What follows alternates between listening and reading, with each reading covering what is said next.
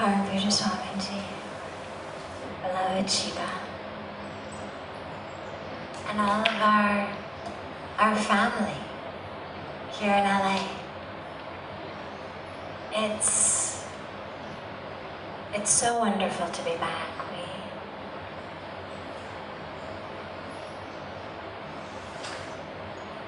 Feels to me like coming home, as though you've created a place where the Ganga flows here in LA.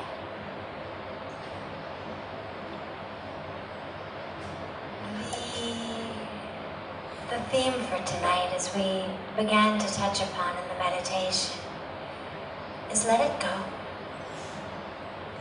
And typically when someone says to us in life, oh, just let it go, we actually rebel.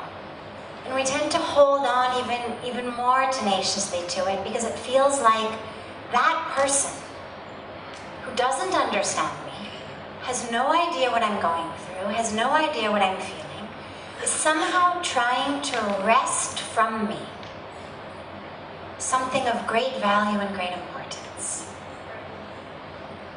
And of course I can't let it go. And so we hold even tighter. And the truth is that every one of us has to let it go. We have no choice. The only choice is us and our lives, or that which we're clinging to. If you're not where you want to be in your life on any level, you can be sure that the thing between you and where you want to be, that place of peace, that place of freedom, that place of joy, that place of contentment, stability, the thing between you and that place is what you're holding on to. Now, letting go does not mean giving in or giving up. People have this very strange impression of the spiritual path and of spiritual people as though it's this very, very wishy-washy sort of thing, and we've all just kind of let it go, and whatever happens, happens, and it's okay. It's not wishy-washy. It's actually so deeply grounded,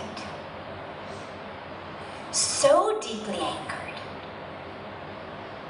But it's anchored and it's grounded in the actual flow of the universe, rather than anchored and grounded in our own creations of how the world should be.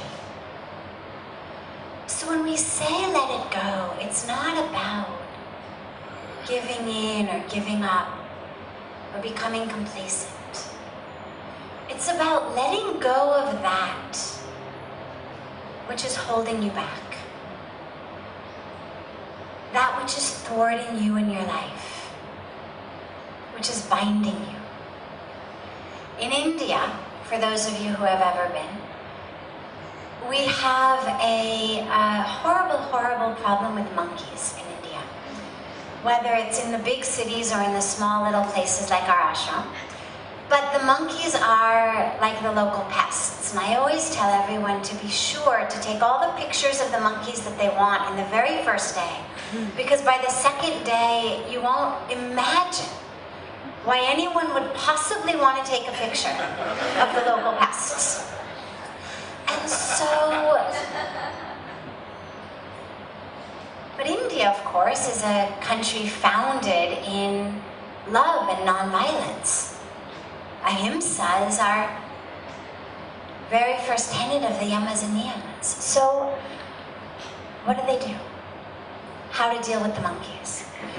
So what they discovered was that if they took a coconut and they hollowed out the coconut, and inside the coconut they put something that monkeys love, a piece of fruit, a sweet. that it served as a perfect monkey trap, because they made the hole in the coconut just big enough for an empty hand to go in, but too small for a closed fist to come out. So the monkeys would reach their hands in, grab hold of this luscious treat, and then be stuck. Now, for those of us who have studied even Bio 101 or Darwinianism 101, we know that the monkeys are our closest relatives. And so we'd like to believe that they would have the common sense, the wherewithal to let go and be free. And yet,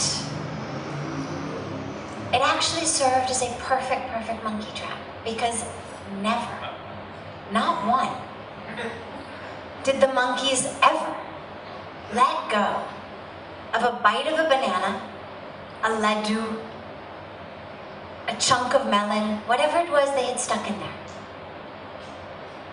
in exchange for their freedom. Because if you've got 4 legs and one of them is stuck in a coconut, you obviously can't run very fast, climb trees, feed yourself, and so the monkey catchers would come and then catch them up and take them back to the jungles. They are our closest relatives. And so many of us live our lives like that. We've got our eye on something that we think is what we need. Something we think we want. And we grasp it, either it or the concept of it, so tightly that we lose everything. And what's amazing is, when we do let go, something very miraculous happens. It's terrifying to do. We don't want to let go, in theory. But the minute it actually happens, the minute we have that courage, that surrender, the moment we connect with that grace and we really do let go, something miraculous happens. We let out, either audibly or just internally, one of those sighs of, we've come home. It's the same sigh we let out when we slip into a warm bath in the evening at the end of work, or when we fall into the arms of a beloved, or when we attain that poise, that place in an asana, or we sit down for our meditation. When we've come home within ourselves.